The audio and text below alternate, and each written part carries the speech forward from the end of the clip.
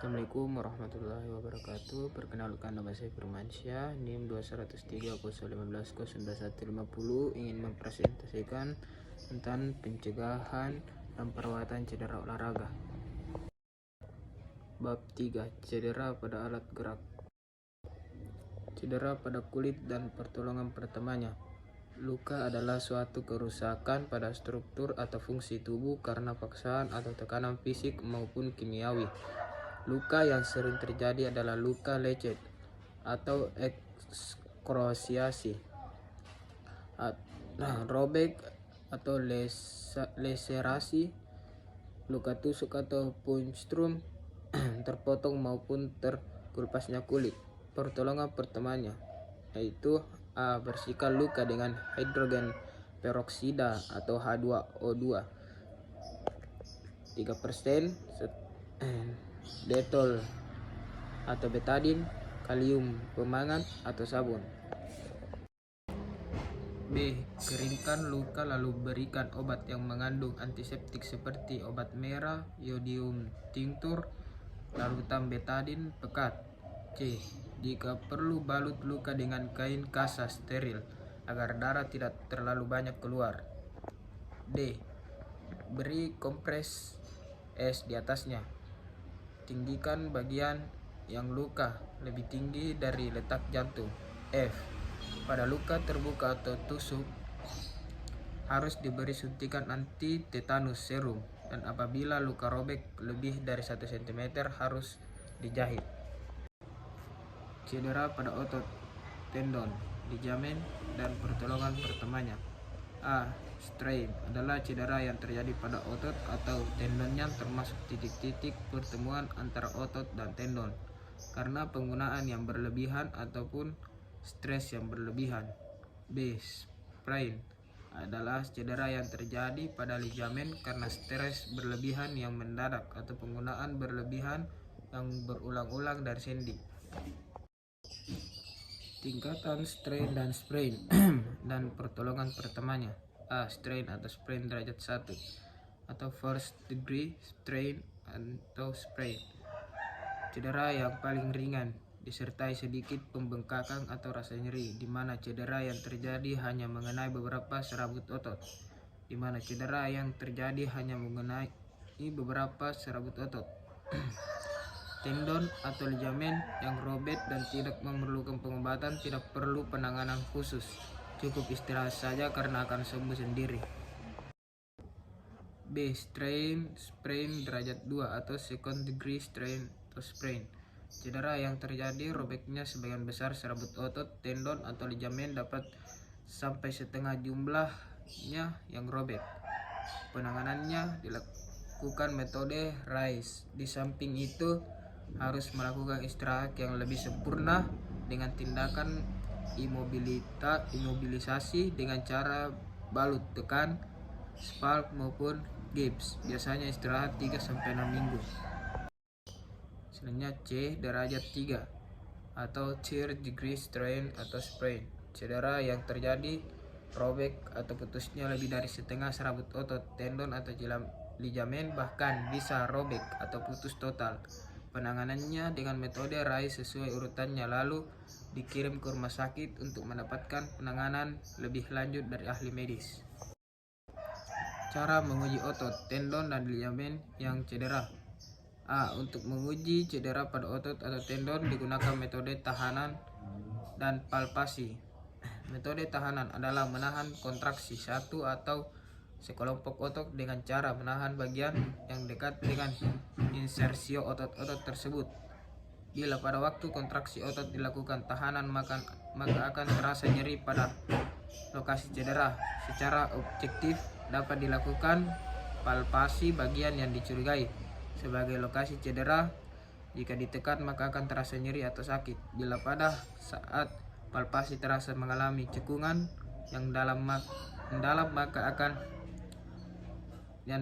ada robekan otot yang besar, dapat berkisar dari derajat 2 sampai 3.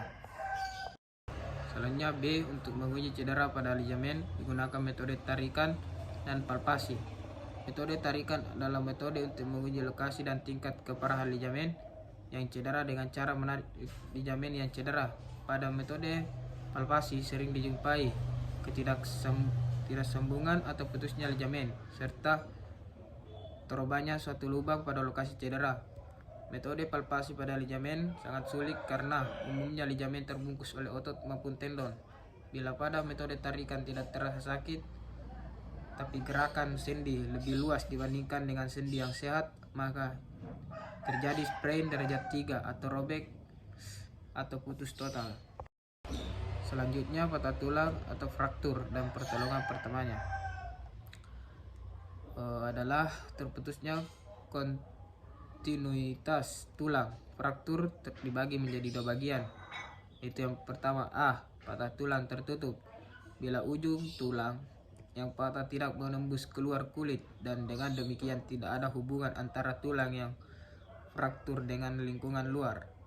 B. Patah tulang terbuka bila ada luka pada kulit yang berhubungan dengan bagian fraktur atau bisa juga ujung-ujung tulang menembus kulit. Penyebab fraktur: kekerasan langsung karena pukulan atau tendangan yang sifatnya ekstrim. B. Kekerasan tidak langsung, misalnya karena jatuh tangan dalam posisi terus merebah ke lantai sehingga menyebabkan tulang clavicula patah. C. Gerakan yang tiba-tiba kontraksinya, misalnya fraktur pada patella bila otot quadriceps mendadak berkontraksi. D. Karena kelelahan atau stres fraktur akibat tekanan atau tarikan yang terus-menerus, misalnya pada pelari jarak jauh atau maraton.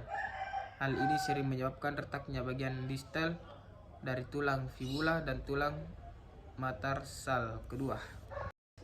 Selanjutnya, gejala-gejala umum pada tulang.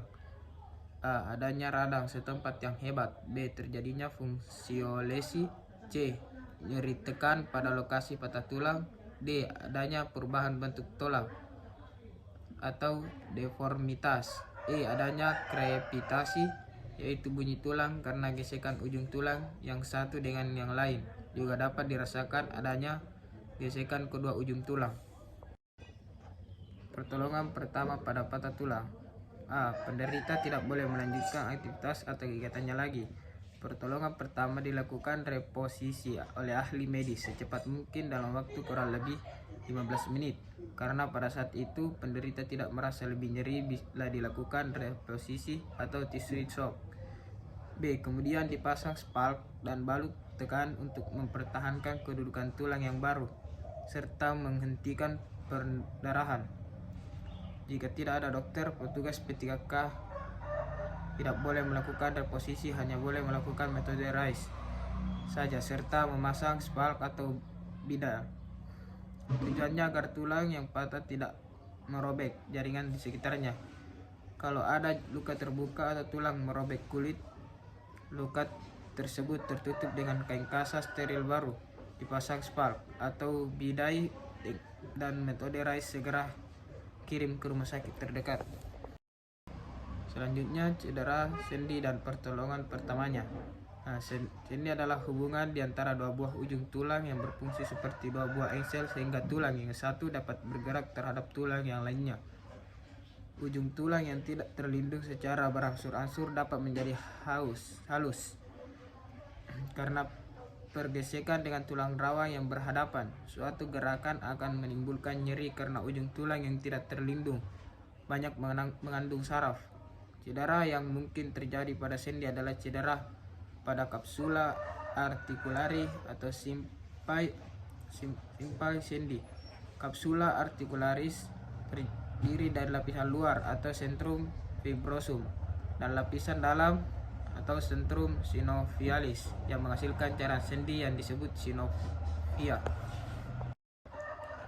Bila sendi atau lutut terkena pukulan dan melukai simpai sendi, maka akan menimbulkan keadaan sinovitis. Akibatnya akan menimbulkan produksi cairan yang berlebihan sehingga menimbulkan pembengkakan pada lutut yang disebut hydrops. Bila cedera lutut merobek simpai sendi sehingga menyebabkan pendarahan atau cairan bercampur darah, disebut haemarteros. Seseorang yang mengalami hydrops lutut yang mengalami pembengkakan bila diluruskan dan patella ditekan ke dalam, maka akan terasa bahwa patella tadi timbul kembali. Cara lain untuk memeriksa sendi adalah dengan membuat foto ronsen atau memasukkan alat untuk melihat langsung ke dalam sendi, disebut artroskopi. Selanjutnya, pertolongan pertama pada cedera sendi. Bila terjadi traumatic synovitis, terapkan metode RICE. Kalau cederanya ringan, maka cukup dengan metode RICE saja dapat diatasi. Untuk selanjutnya diberi pertolongan menurut tahapan-tahapan yang teratur atau berlaku. Kalau pertolongan dengan metode RICE ternyata tidak mengurangi pembengkakan, maka sebaiknya dikonsultasikan kepada dokter atau ahli bedah tulang untuk menghindari rasa nyeri atau kerusakan lebih lanjut. Kadang-kadang perlu dilakukan penyedotan untuk mengeluarkan cairan sendi yang berlebihan. Pada tahap 2 yaitu heat treatment. Fisioterapi harus dijalankan misalnya dengan melakukan gerakan statistik otot-otot di sekitar tempat cedera. Hal ini selain memelihara kekuatan otot-otot, membantu memperlancar pembuangan melalui vena dan limfe. Selanjutnya, fibrositis dan pertolongan pertamanya. Fibrositis adalah istilah yang secara luas digunakan untuk menggambarkan daerah yang sakit, yaitu jaringan lunak, misalnya otot atau tendon, fascia yang menutupinya, serta jaringan di bawah kulit, misalnya orang yang mengatakan salah bantal atau sakit untuk menoleh. Rasa nyeri dapat timbul pada gerakan atau pijitan, serta kadang-kadang dapat diraba biji-biji kecil. Gerakan sendi yang terganggu biasanya terjadi pada daerah tengkuk, daerah di antara kedua scapula, serta pinggang. Penyebabnya secara pasti belum jelas, tetapi dapat diperkirakan sebagai berikut. A. Terkena angin yang terus-menerus dari satu arah. B. Terkena udara dingin dan lembab. C. Otot atau tendon terlalu lelah atau overuse. Mungkin juga ada strain atau sprain tingkat 1. D. Orang yang memiliki masalah yang terlalu berat. E. Adanya lokal infeksi atau memasukkan kuman-kuman penyakit melalui lubang-lubang yang tidak terduga, misalnya gigi berlubang. Pertolongan pertamanya adalah RICE, fisioterapi yang mencakup heat treatment, massage, obat-obat anti rematik, dan analgesia. Mungkin itulah presentasi dari saya. Kurang lebihnya mohon dimaafkan. Bila taufiq wal hidayah. Wassalamualaikum warahmatullahi wabarakatuh.